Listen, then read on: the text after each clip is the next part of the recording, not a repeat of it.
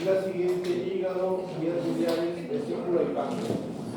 En realidad, se trata de resumir lo que se ve más frecuenmente, porque el resto ya es con especialistas, ¿no? Por eso que ustedes tienen que, por lo menos, conocer de lo que quiero que se trata. Esencialmente, en el esófago hay que distinguir dos cosas. Primero, reconocer su histología. ¿Cuál es la histología del esófago? ¿Ah?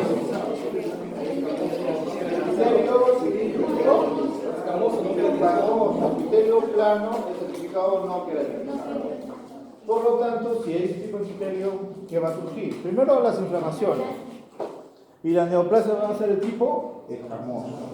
Pero recuerden que el esófago se continúa con el estómago, ¿no? Y si hay alteraciones a nivel del esfínter, el contenido gástrico va a ascender y va a generar cambios a este nivel de tipo metaplasia. Entonces, si hay una metaplasia, en este caso intestinal, ¿no? Entonces, de esa metaplasia, como vamos a ver, puede surgir otra neoplasia, que son los adenocarcinomas. Entonces, por ser epitelio escamoso, las neoplasias van a ser de tipo epidermoide, escamoso. Y por los cambios metaplásicos que se originan en un inicio, pueden, como vamos a ver, originar un adenocarcinoma. Lo que más se ve es esto, ¿no? La esofagitis por reflujo. Mayormente porque hay alteraciones a nivel del esfínter. Pero ¿estos a qué se deben? Mayormente por el consumo de alcohol, tabaco y el café. Cuando vaya su paciente va a ir, doctor o doctora, me arde la boca el estómago, o siento un dolor de tipo ardor en el pecho, o detrás del esófago, detrás de la tráquea, es un dolor de tipo ardor. Incluso puede decir, van a sentir hasta dolor, incluso hasta dolor para pasar los alimentos. Y eso me dice una esofagitis, ¿no? Porque muchas veces el contenido se regresa porque hay una inconsistencia o alteración en el tono del esófago. También por obesidad, porque por la presión del abdomen, ¿no? Presiona el estómago, los medicamentos, embarazos, hernia, que esto ya es congénito, ¿no? Y hay otras que también lo causan, ¿no? Y entonces, todos estos motivos pueden originar el retorno del reflujo que esencialmente, o después pasa. Endoscópicamente, ¿cómo van a ver? Una hiperemia de la mucosa, zonas eritematosas, ¿no? ¿Y quiénes se presentan? En mayores de adultos mayores de 40 años, pero también pueden pasar en niños lactantes que tienen alteraciones congénitas, ¿no? La disfagia, la pirosis y la regurgitación de los alimentos. Y cuando ya es un proceso crónico, hay un dolor torácico, como le dije, un retroesternal. ¿Y qué vamos a encontrar? Histológicamente vamos a encontrar polimorfonucleares en el epitelio famoso, en el epitelio del esófago, ¿no? ¿Qué es el criterio? Los otros criterios son incluso que ese estímulo irritante y persistente hace que este epitelio cree unas elevaciones, una hiperplasia escamosa, y nosotros, la presencia de la polimorfonucleares muchas veces de eosinófilos nos ayudan a diagnosticar esa esofagitis por reflujo, ¿no? Y también la hernia del hiato es otra de las causas que originan esta enfermedad por reflujo gastroesofágico, ¿no? ¿Y qué es la hernia del hiato? Una separación de los pilares diafragmáticos por donde protruye el esófago hacia el tórax, ¿no? Pueden ser congénitas adquiridas, ¿verdad? Y sintomáticas, según en menos de 10% de adultos pueden presentar síntomas. Entonces vemos donde una separación de los pilares origina un espacio por el cual, por la presión intraluminal, protruye la parte superior. ¿Qué mata el estómago es? El fondo, ¿no? Entonces, como hay una presión a ese nivel, origina también ese reflujo gastroesofágico. Luego pasamos a la esofagitis eosinofílica. ¿En quiénes se da? En aquellas personas que tienen fundamentalmente alergias, alergias, ¿no? Alérgicas. Solamente de la segunda clase, de la primera no hay. ¿Por Y qué? ya no tienen tinta, dice. Ya anótense todos ahí. Los de la segunda clase. A ver, Los de la primera, los de la primera. ¿Me parece que eres por segunda clase? A ver, actualmente está en incremento. ¿Por qué? Porque no es que esté en incremento, sino que siempre ha habido, sino que ahora ya los diagnósticos se hacen en mayor medida porque la endoscopía ahora es un procedimiento de rutina. Antes la endoscopía se hacía solamente en casos muy severos, ahora no. La endoscopía es un procedimiento constante, es como el examen físico del gastroenterólogo, ¿no? Entonces, como les dije, genera inflamación alimentaria o intolerancia alimentaria en los niños. Histológicamente, ¿cómo se diagnostica? Por la presencia de eosinófilos intraepiteliales, al igual casi similar a esto, ¿no? Pero en mayor cantidad. ¿Qué dice? Unos libros hablan de mayor de 15 eosinófilos por campo de gran aumento. Otros dicen mayor de 20. Ese es el rango. Esencialmente, sobre todo se da cuando, como le dije, hay atopía, dermatitis, y mayormente el tratamiento es la restricción de esos alimentos que causan esas reacciones alérgicas, ¿no? O también pueden usar corticoides para causar un poco de inmunosupresión. El esófago de Barrett es una complicación del reflujo gastroesofágico, ¿no? Donde la característica es la presencia de metaplasia de tipo intestinal. Este es normal, esta es la zona de macroscópicamente del esófago de Barrett. La incidencia está en aumento y sucede en el eco de objetos que tienen un reflujo gastroesofágico previo. Mayormente, los blancos son los piñas, entre 40 y 60 años, y este cambio, o esta metaplasia, como le dije, si el agente agresor sigue incidiendo sobre este epitelio, puede llegar a los cambios displásicos que vamos a ver más adelante, ¿no? Por eso es que el esófago de Barrett tiene un alto riesgo para el desarrollo de un adenocarcinoma. Y dicen, pues, según los estudios moleculares, que sugieren el esófago de Barrett puede ser un proceso premaligno o un adenocarcinoma. Por lo tanto, si es premaligno, existe una lesión preinvasiva, ¿no? Que se detecta ahora con mayor frecuencia del 0,2% a 2% en personas que tienen este tipo de lesión. Y la gran mayoría de adenocarcinomas están asociados al esófago de Barrett. ¿Cuál es la metaplasia? Esta es la metaplasia, ¿no? Acuérdense que debajo o por debajo del nivel cardial hay epitelio de tipo gástrico, epitelio cilíndrico simple, ¿no? Y entonces ahí empiezan los cambios, a nivel de la unión esófago-gástrica. Por eso que los endoscopistas toman la muestra a ese nivel. Entonces, el esófago de Barrett se clasifica en dos denominaciones. El esofagitis de Barrett o el esófago de Barrett de segmento largo o segmento corto, dependiendo si es menor o mayor a 3 centímetros la extensión de la lesión. Y por endoscopías encuentran esas alteraciones en la mucosa a nivel de la unión esófago-gástrica, ¿no? Con la presencia de metaplasia. ¿Ven por acá metaplasia?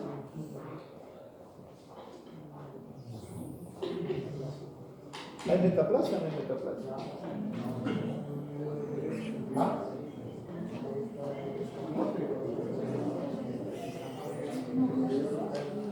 Eso es esófago.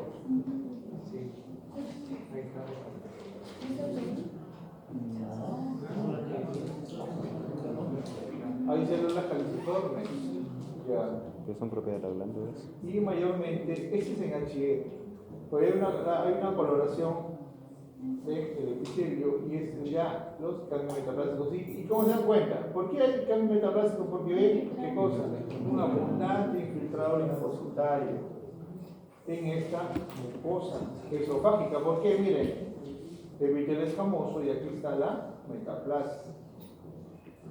Y que muchas veces con la coloración Axiom Blue ya pinta las vacuolas de las células caliciformes y esto confirma la metaplasia intestinal en un esófago de Barré. Entonces, los cambios metaplásicos con la aparición de células caliciformes dentro del epitelio intestinal y si hay un agente persistente va a llevar a la mutación de estas células que van a generar ¿qué cosa? Cambios displásicos en el epitelio intestinal de tal manera que llegan a desarrollar posteriormente un adenocarcinoma. ¿Cómo se soluciona esto? Simplemente corrigiendo los estímulos, o sea, corrigiendo dieta, corrigiendo alimentación, medicación. Sobre todo también hay que tener en cuenta que ¿quiénes influyen? Por ser de medicamentos, los hábitos. Y aquí las personas que toman corticoides, aparte, están con faringitis, corticoides, dexametasona, prednisona, 8 veces al día. Entonces, esa persistencia del agente agresor señala los cambios displásicos, que ya estos cambios displásicos, según la disposición de los núcleos y los cambios citoplasmáticos, pueden ser en lesiones de bajo y alto grado. ¿Cuánto es lesión de bajo grado? Cuando estos cambios están a nivel de la base.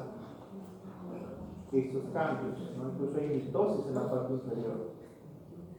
Y los núcleos ya no son ovalados, sino son alargados. Esta es una displasia de bajo grado.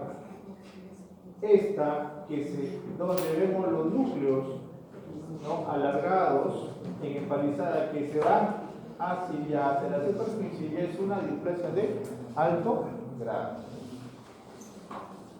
Entonces, mayormente se conserva la arquitectura glandular, pero mayormente la displasia o los cambios de efecto se dan a nivel de los núcleos del epitelio glandular, ¿no? Si esto progresa, va a terminar en un adenocarcinoma.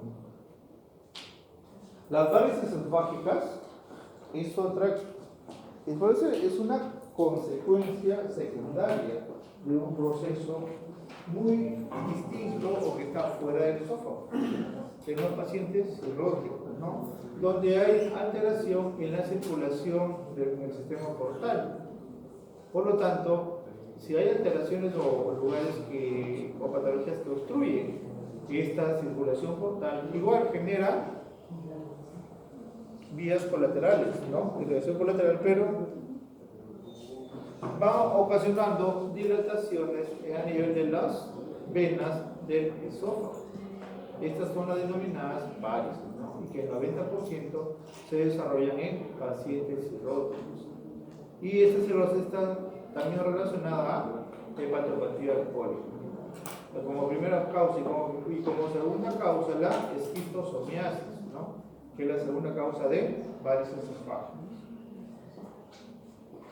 ¿Y qué es lo que encontramos? ¿Esto qué cosa es? Epitelio escamoso, tejido conectivo y un vaso sanguíneo dilatado, ¿no? Es la... ¿Qué sería? ¿Arteria o vena? Vena. Acuérdense. Varices, venas. Arteria es aneurisma.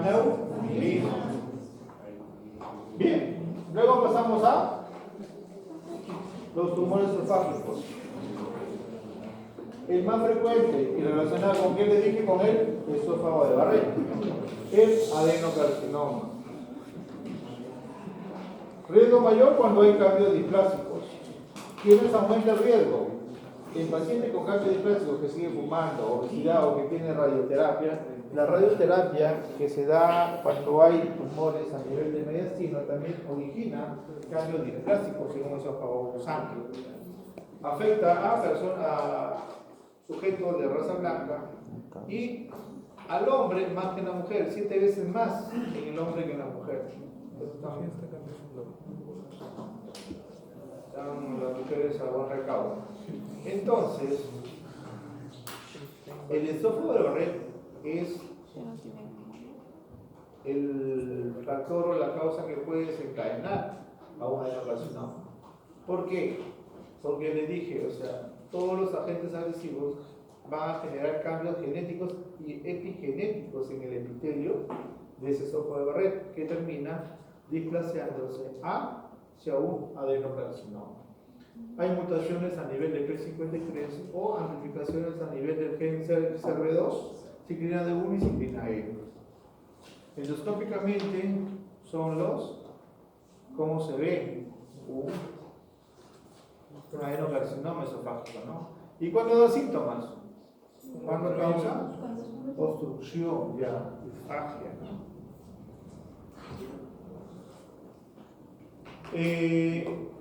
Morfológicamente, ¿qué se dice? Que el adenocarcinoma afecta el tercio inferior del estómago. ¿Por qué? Porque está más alto de los cambios. Y ahí esto cambio de epitelio. Porque, o sea, Cambio de ahí epitelio. está aproximadamente, o sea, es la zona que más está sujeta al contenido ácido del estómago en el caso de reflujo. Por eso es que mayormente se encuentra a ese nivel. ¿Y cómo se ve? Como lesiones elevadas, o planas a un inicio o elevadas, y llegan a medir hasta 5 centímetros. Y cuando tienen esta masa, ¿qué significa? Que ya hay infiltración, expansión, ulceración, o incluso infiltrar tráquea, ¿no?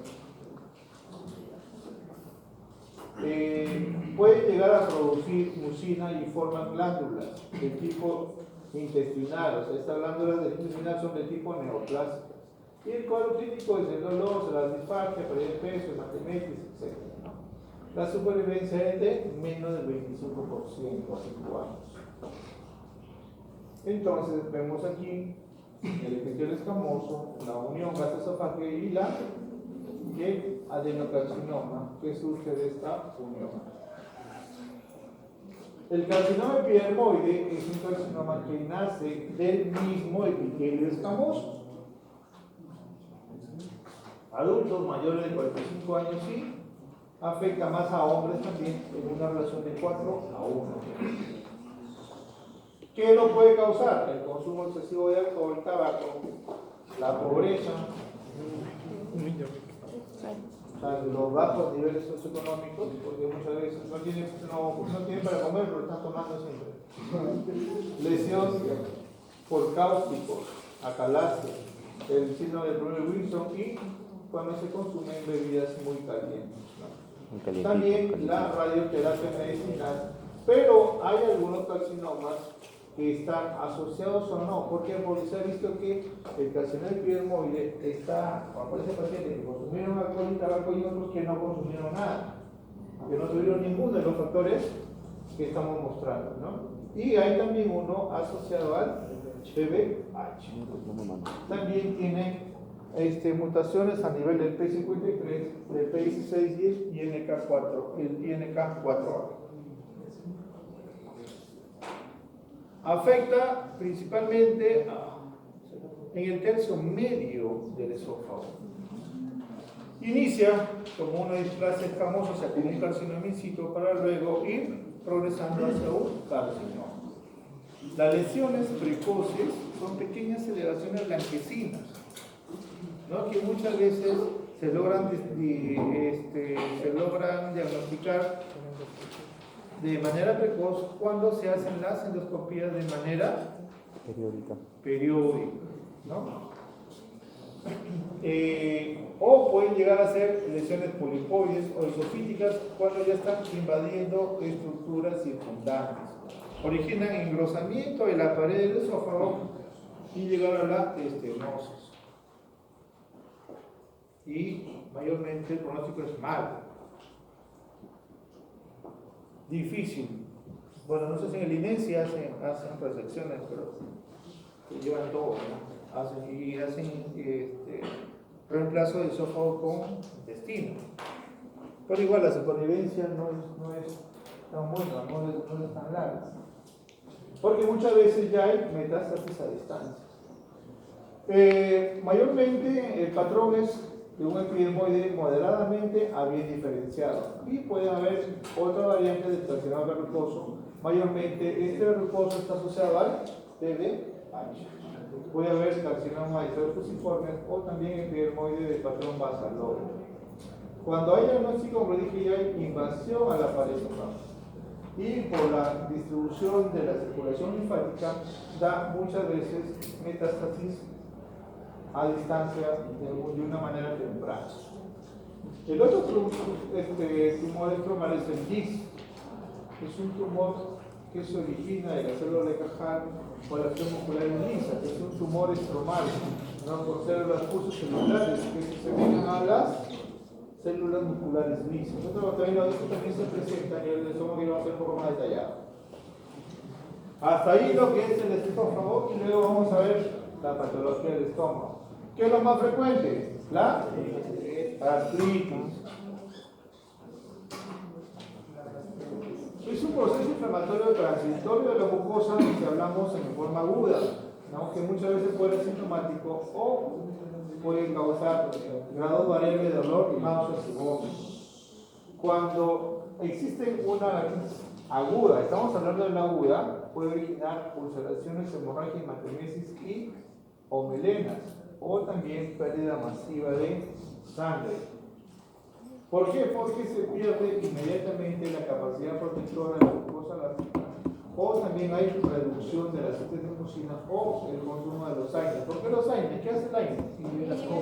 Bloquea la COX-2, ¿no? De ahí viene bloquear todo el proceso de producción y protección de moco, alcalde de los álcalis, etc. Bicarbonato. Hay varios tipos de gastritis agudas. La superficial, que solamente vemos un eritema, el eritema, o sea, por congestión, pero no hay daño al epitelio.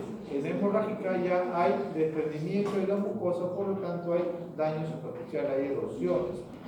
Y para que sea aguda, ¿qué tiene que haber? ¿Qué tiene que haber? Neutrófilo. Neutrófilo inflamatorio, pero el tipo agudo, o sea, polimorfo nuclear. Puede haber ligero sangrado. En la erosiva y aguda ya hay desprendimiento de las áreas del epitelio, erosión, incluso compromiso de la lámina propia superficial. Hay presencia de polimorfos nucleares y por lo tanto si hay erosión, hay daño de vasos y por lo tanto hay hemorragia. La úlcera por estrés es mucho más profunda, donde hay compromiso de la lámina propia, incluso la muscularis, de la mucosa y parte de su mucosa, y donde encontramos una mayor cantidad de neutrófilos y polimorfos nucleares, y hay daño sobre todo del tejido conectivo. Morfológicamente, como dijimos, inicialmente hay esa congestión que da el eritema intersticial, la congestión, y vamos a identificar neutrófilos a las erosionadas, hemorragia y fibrina, porque hay reparación inmediata. Y vamos a reconocer a los polimorfos nucleares, incluso pueden formarse pequeños abscesos dentro de las alveolas gástricas. La gastritis crónica, ¿qué implica? Ya cambio del infiltrado inflamatorio, ya no de polimorfos nucleares, sino por linfocitos, ¿no? Que este proceso inflamatorio crónico lleva a la atrofia y a cambios metastásicos de la mucosa gástrica por la metaplasia intestinal. No hay erosiones, pero puede generar displasia. ¿Quién es el agente asociado? Es el Helicobacter pylori como primer agente infeccioso externo. Pero también se ha encontrado el estrés, el café, el alcohol, el tabaco, el proceso postquirúrgico, causas motoras, radiaciones y la gastritis autoinmune que lleva a la gastritis atrófica.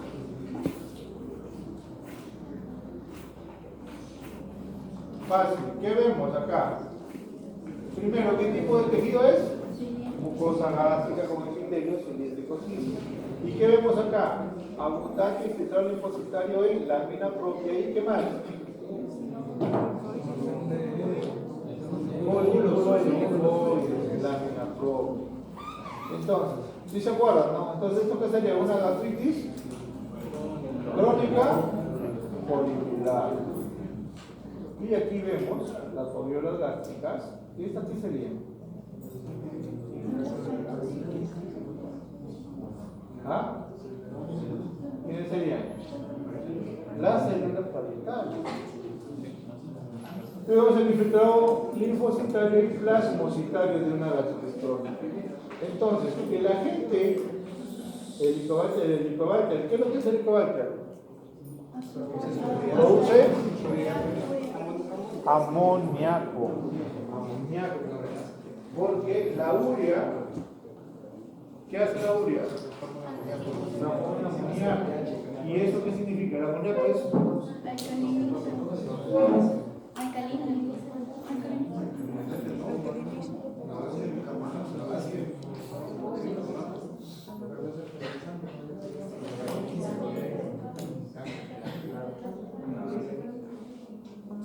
entonces, ¿qué hace? ¿Alcaliniza o acidifica? ¿Qué es lo que pasa en el Alcaliniza. Acidifica por No. consumo de bicarbonato. ¿Ah? Acidifica por consumo de bicarbonato. Por consumo de bicarbonato.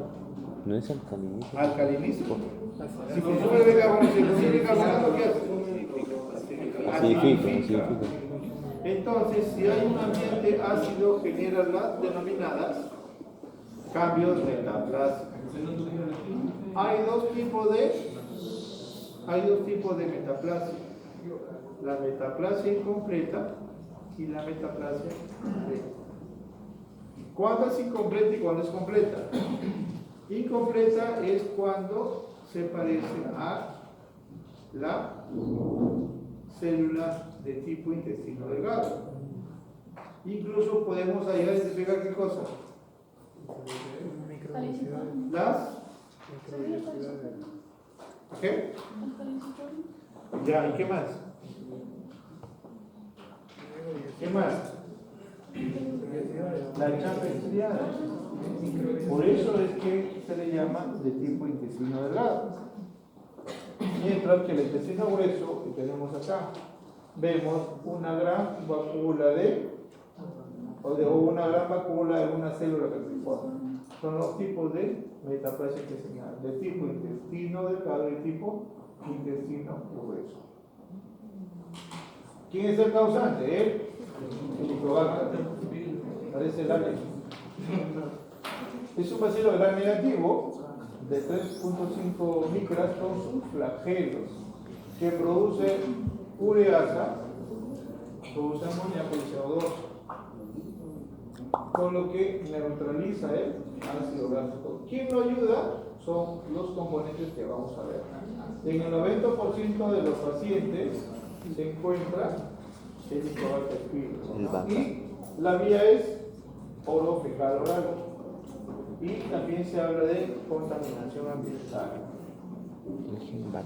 Son 4 los componentes que le ayudan al Helicobacter a poder infectar o contaminar al humano. Primero son los flagelos. Luego, las enzimas, la ureasa que les permite, ¿no?, adaptarse al medio ambiente. Luego las toxinas, que son las que causan el proceso inflamatorio y generan toda esa producción del ácido a nivel del estómago. ¿Cómo se diagnostica? Ya sea por medios invasivos o no invasivos. Los invasivos de la serología, el test del aliento, detección de antígenos, anticuerpos, ¿no?, o PCR. Y lo más exacto es la histología. La histología. Entonces, todo el efecto el helicobacter que se ubica en la mucosa base, especialmente en el moco, puede originar inicialmente una infección aguda donde sí podemos encontrar polimorfo nucleares, o en una infección crónica se vuelve a reinfectar, genera otra vez activación de la reacción inflamatoria aguda. Por eso cuando ustedes van a leer las biopsias, vamos a ver cómo se gradúa la actividad. Cuando ustedes vean o lean las biopsias gástricas, van a leer ahí grado de actividad, o va a haber actividad leve, moderada, severa. ¿Esto qué significa? Que es el leve, moderado, severo. Van a ver si es escaso polimorfo nucleares, bastantes o muchos polimorfos nucleares. Por eso se le dice, no hablamos de una gastritis crónica ralentizada, sino una gastritis crónica activa, de manera leve, moderada, de manera severa, ¿no? Esa es la actividad. Entonces, va a generar una gastritis central en un inicio y posteriormente en una pangastritis. Es esta pangastritis que llega mayormente al desarrollo de úlceras de tipo duodenal con mayor frecuencia. Y si esto persiste, puede llegar al desarrollo de linfomas por una exacerbación de ese proceso inflamatorio crónico. Entonces, la gastritis es de predominio antral, mayormente es en el antro. Ya en el caso de una pangastritis ya hay compromiso de huevo. Antral porque hay una producción elevada de ácido, a pesar de que hay una hipogastrinemia en este proceso. La gastritis antral puede llegar a desarrollar úlceras pépticas porque hay una menor producción de interleucina 1, o que es un proinflamatorio e inhibe el ácido gástrico. Y la pangastritis ya hay compromiso de del estómago con una atrofia, y esta atrofia probablemente puede llevar al desarrollo de un adenocarcinoma. Normalmente el HP se ve como bastoncitos a nivel de las criptas gástricas, o si hay abundante moco lo podemos encontrar ahí. De hecho, que la presencia de estos bacilos del Helicobacter pylori genera una gran reacción de linfocitos, de tal manera que llegan a desarrollarse los denominados folículos linfoides, que pueden sufrir cambios displásicos y llegar al desarrollo de los denominados linfomas, como vamos a ver. La gastritis autoinmunitaria es la responsable del 10% de las gastritis crónicas, pero típicamente se encuentra en el antro e induce hipergastrinemia. ¿Qué significa que? Aumenta la producción de ácido. Y se caracteriza ¿por qué? Porque hay anticuerpos frente a células parietales.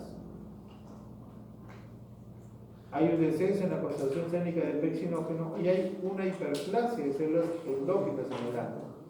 También genera deficiencia de la vitamina B12 y hay una inadecuada secreción del ácido gástrico. Hay acuerdo. Esencialmente, si hay anticuerpos frente a las células parietales, ¿qué vamos a ver? Pérdida de células parietales, ¿no? Porque los anticuerpos van dirigidos en células y empieza la reducción de las células parietales, que son las que producen ácido láctico y factor inclusivo. Por lo tanto, si hay producción de ácido estimula la gastrina, hay una hipergastrinemia por hiperplasia de células G, que son las productoras de gastrina.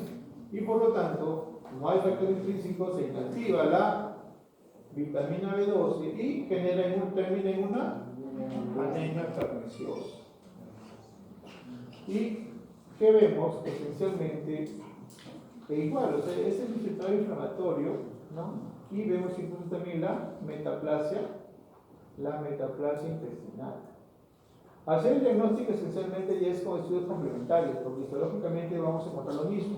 Vamos a encontrar siempre los linfocitos incrementados en la lámina propia con por en sí las metaplasias intestinales. Y no encontramos el secreto, ¿no? Porque no son los causantes. La enfermedad ulcerosa péptica es una complicación ¿de quién? De las gastritis crónicas. Y esta enfermedad ulcerosa péptica está asociada a una gastritis crónica con hiperclorhidria, originadas por o causadas por Helicobacter pylori. Esta gastritis crónica hiperclorhídrica puede llegar a desarrollar úlceras duodenales en un 85 al 100% o úlceras gástricas en un 65%. Pero puede desarrollarse en cualquier parte del tubo digestivo. Esas úlceras pueden desarrollarse en un 10% en el hombre y un 4% en las mujeres. ¿Cuál es la causa? El desequilibrio entre la defensa de la mucosa y las fuerzas nocivas que provocan esta gastritis crónica. ¿No? Son las responsables de esta enfermedad ulcerosa péptica. Como dijimos, compromete más el duodeno, el antro, también por efecto del esófago de Barrett o incluso en el esófago de Barrett. ¿Por qué? Porque también va a haber cambios metaplásticos y pueden haber células de tipo intestinal que produzcan una mayor cantidad de ácido. En el divertículo de Meckel, ¿por qué? Puede generarse una úlcera, una enfermedad ulcerosa péptica. ¿Qué es el divertículo de Meckel? Es un rezago que está desde el intestino hasta los oídos. Ya. ¿Y por qué generaría la enfermedad ulcerosa péptica?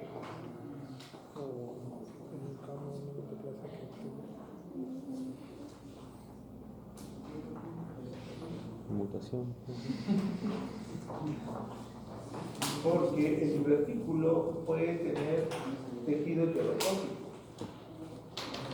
Y el tejido heterotópico, o sea, puede ser inicialmente es intestinal, pero el heterotópico puede ser o pancreático o gástrico. Basta que haya un foco de tejido gástrico para que produzca ácido clorhídrico y genere una enfermedad ulceropéptica.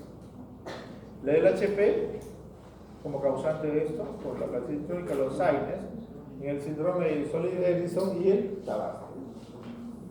¿Y cómo son? Realmente son erosiones que se van hacia la muscular, o sea, hacia la lámina propia, la submucosa, incluso hasta la muscular. Y en los casos más severos se puede perforar.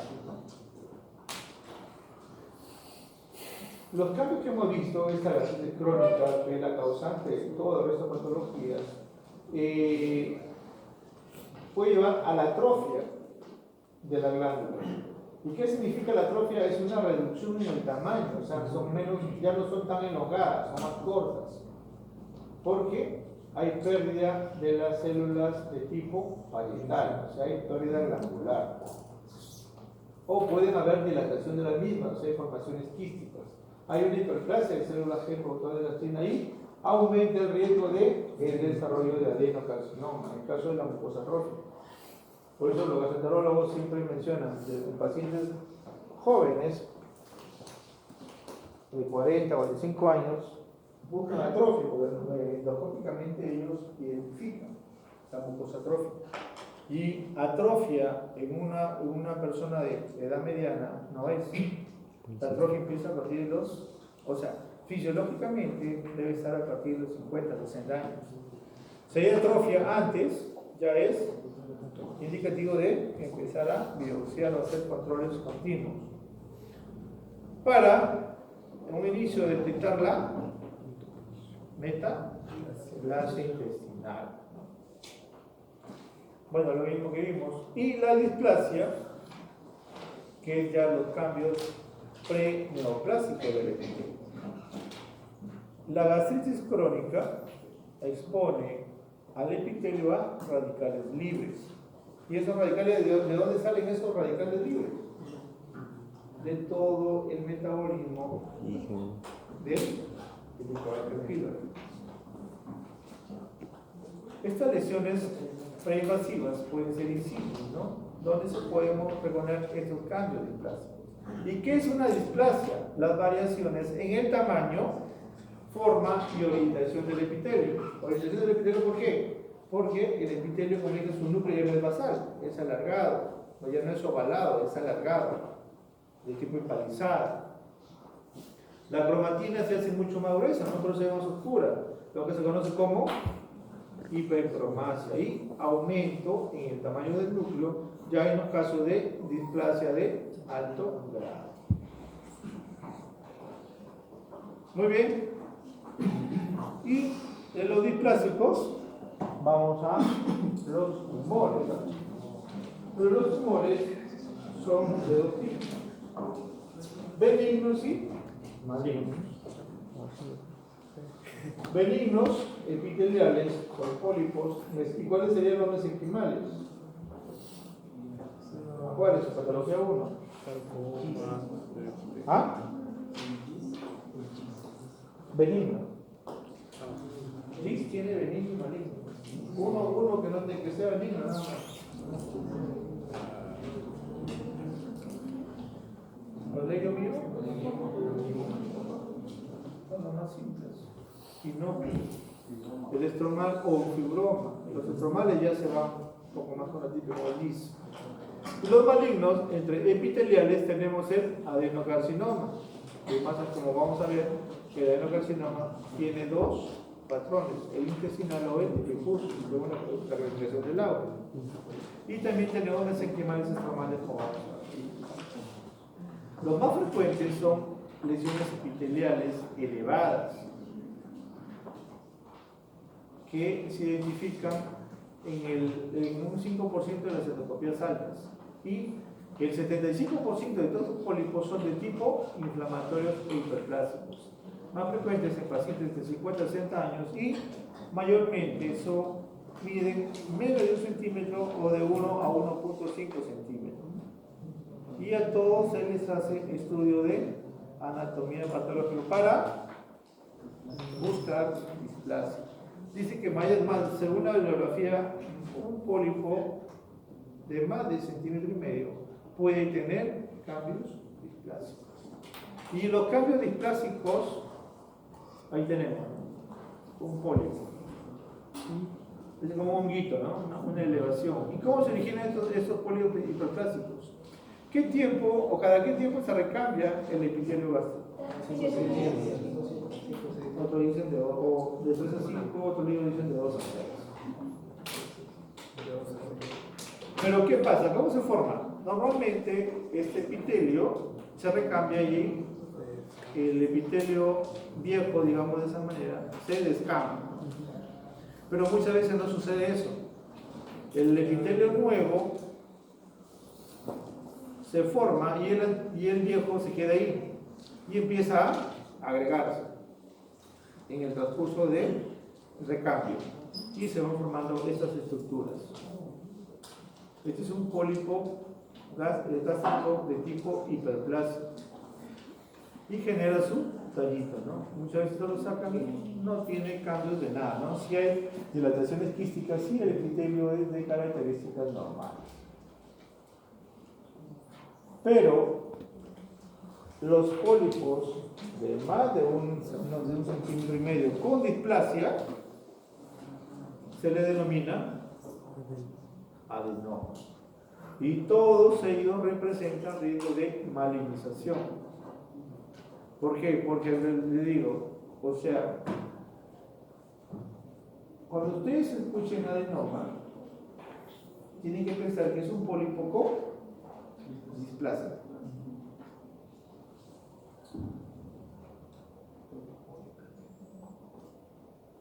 Pero ya no se le dice pólipo con displasia, no se le dice adenoma, sí. Escucha adenoma, ya es displasia. Puede tener displasia leve o displasia moderada o severa. O muchas veces van a leer en los informes adenoma de bajo grado y adenoma de alto grado.